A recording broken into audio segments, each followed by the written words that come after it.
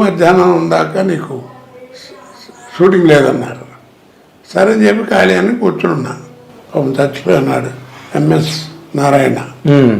ఏంటి అన్నగారు మధ్యాహ్నం ఎప్పుడో షూటింగ్ ఏది ఖాళీ లేదు అంటారంటే రెండు అన్నం అంటే సరే అని చెప్పి ఇద్దరం కలిసి కాసేపు మందేసి అనుకోకుండా కవర్ చేశారు షూటింగ్కి.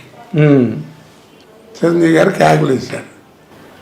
బుద్ధి లేదు వెళ్ళని ఇంత క్యారియర్ ఉన్నవాడు నీకు పాలు తాగి రావడం ఏంటని ఇట్లా. మన నిజమే కదా, తప్పు కదా. ఏ సినిమా అండి అది? జ్ఞాపకం లేదు నాకు. చిరంజీవి గారి కాంబినేషన్ ఆ సినిమా కాదనుకుంటాను. బట్ ఆయనకి తెలిసి కేకలేసారు మీ మీద? కేకలేసారు అనుకుంటా. అట్లాంటిది అది మొత్తానికి ఆయన కేకలేయడం జరిగింది. అంటే మంచిగా అదేలేండి, మంచి ఆర్టిస్ట్ నువ్వు, కెరియర్ పాడవుతుంది, ఏంటిది 10 మంది చెప్పుకుంటే ఎంత అసహ్యంగా ఉంటుంది అని కేకలేశాడు. అదే మీ అభివృద్ధిని ఆశించి చెప్పిన అంటే మొదటి నుంచి బాగా. మీకు చిరంజీవి గారితో అటాచ్మెంట్ ఎక్కువ అండి?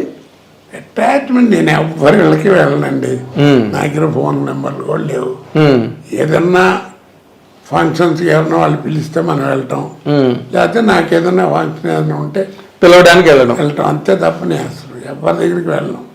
కాదు చిరంజీవి గారితో ఏంటంటే ప్రాణం ఖరీదు ఫస్ట్ పిక్చరు. నేను కెమెరా ముందు నుంచింది ఫస్ట్ ప్రాణం ఖరీదు. మీరు? నేను. వాసు గారు డైరెక్టర్. అవును, కే వాసు డైరెక్టర్. మనం పోయారు కదా. అవునండి.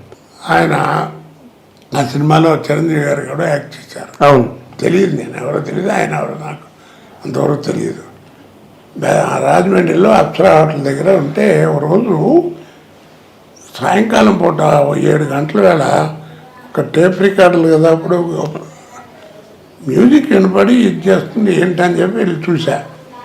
వరండాలో అయిన చిరంజీవి గారు మెడలో ఆర్టిన్ మార్కు ఆంజనేయ బెల్ట్ ఉంటుంది, చైన్, ఒక చిన్న లంగోటి కంటే కొంచెం పెద్దది డ్రాయర్ లాంటిది వేసి